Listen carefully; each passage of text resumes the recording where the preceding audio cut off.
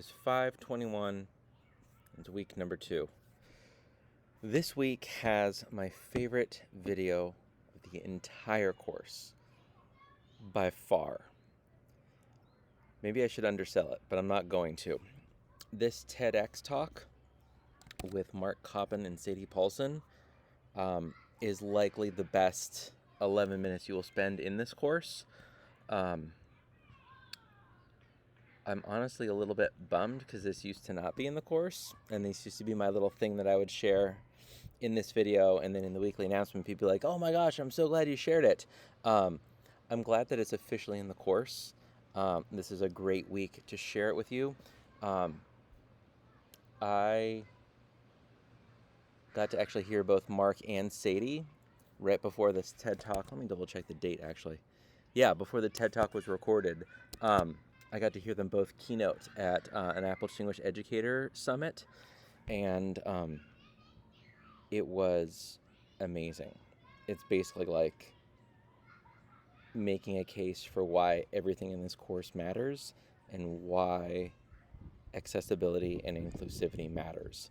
And you get to hear it from Sadie. And so one thing that might not be readily apparent, that you might actually want to click on the self-paced e-lesson.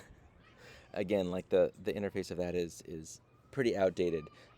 But when it bumps into switch controls, this is what Sadie does in her wheelchair. So she's able to control just really gross motor of her head. And so her head can go right and her head can go left.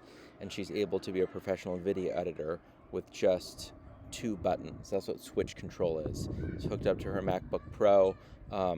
Watch the TED Talk. It's incredible. It's an incredible story. Mark has been an Apple Distinguished Educator for about 10 years now, and just kind of stumbled upon accessibility as tech director in the district that he was new to. That was kind of part of his job. And it was like, oh, great. And you'll get to hear. I don't want to take too much away from it, but you'll get to hear how suddenly he realized, wow, like accessibility matters so much, and whatever we can do to include everyone as much as possible, we need to do. And so, kind of partially inspired by that, at the time, a lot of the presentations I was doing at conferences were, around like songwriting, movie making, Google tools, lots of like fun, shiny, exciting things.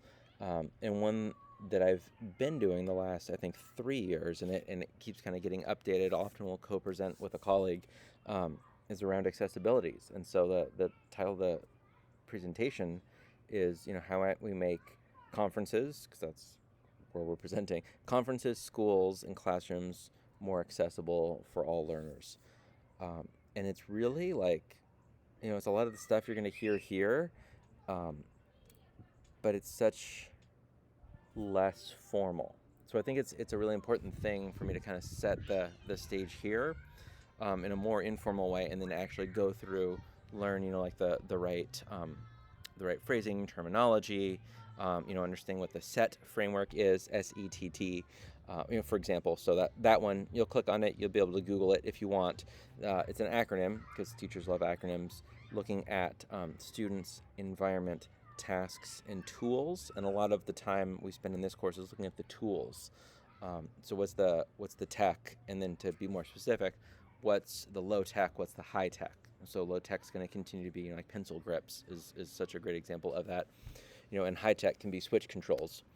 What do we need and what's possible? And so really where that presentation ends, and where the reason I'm bringing it up, because it I think leads you into week 2 so well, is that what I love specifically about iOS and iPadOS, and also macOS, but particularly on student devices that are running iPadOS, there's built-in accessibility. It's right there in the main menu in settings. Just tap on settings, and accessibility is that like top level menu item. It's built right into the operating system. And so part of what you're going to see in this, what's it called, the e-lesson the self-guided, the self-paced e-lesson. Again, like, it has great content there. It's a little dated, so I tease it a little bit, just like I would tease my little sister, I suppose. But what you end up getting with that, I'm now picturing like the e-lesson being my little sister. It's a strange thing. A lot of the e-lesson items were these kind of standalone assistive technologies. And just like so much of a traditional office has been compressed into a phone, being able to type, being able to, I was going to say print. That's like the one thing a phone can't do on its own. Be able to play music, be able to take photos, record videos, edit all of that stuff, publish all of that stuff. Our phones can do that. An iPad can do that. And so many assistive technology tools are built in. The ability for a screen to read aloud for you, the ability for you to use your voice to interact with it using voice control. There's amazing, amazing, amazing things just right built in. All things around touch, where you don't even have to touch the screen. Do you know this? You can actually jump in with your, if you have an iPhone, and you can double tap the back of the phone to have that be a shortcut. So if you're always going to something, you can add that as a shortcut. You can triple tap to do that. So even touch, that's a great one to add, by the way, for everyone. And I think that's kind of a bigger theme also, is that all technology can be assistive technology. And assistive technology isn't just for students like Sadie. They can really just push two buttons with their heads, right and left, and 1 and 0 are kind of the only choices she gets. I think often AT gets put in kind of that box, but it's built in and we can all use it. If you have the font size bumped up on your phone, you're using assistive technology. And yet when you're sitting there looking at your phone, people don't know unless they're looking at your screen. They don't know what your settings are. And there's something like deeply magical and inclusive and like really special about that being just invisible in a way that it used to be thousands of dollars of devices, clunky devices, very obvious this person needs assistive technology. And now so much of it is built in. It's pretty exciting. It's really exciting. The last thing I'm going to leave you with when we talk about kind of this topic, and then we'll go kind of week through the rest of the week, is that there's some really simple things you can do in your classroom, in your school, if you're presenting at a conference, if you're attending a conference, to make the space more inclusive. So very simple things. With audio, if there's a microphone, use it. If you need to think to yourself, I even sent this email like earlier today. Do we need a microphone for this event? My litmus test for that. If you ask yourself, I wonder if we need a microphone. Yes, you do. The answer is always yes. If you ever think, do I need it? Yes, you need a microphone, because it will benefit someone in that space. If there's ever a microphone, please use it. If a presenter says, I'll use my teacher voice, there's many, many problems with that. That's kind of the definition of ableism. Anyone that has suffered trauma, shouting can be a trigger for them. So if it's in a classroom environment, students will automatically shut down. And just shouting doesn't actually affect the quality of the sound in a way that amplifying it does. So always use a microphone. That's my number one tip for you for anything aural. Visually, make sure that you have big print and lots of contrast. This is for any worksheet, any newsletter, any display, certainly presentations. Please do not do PowerPoint.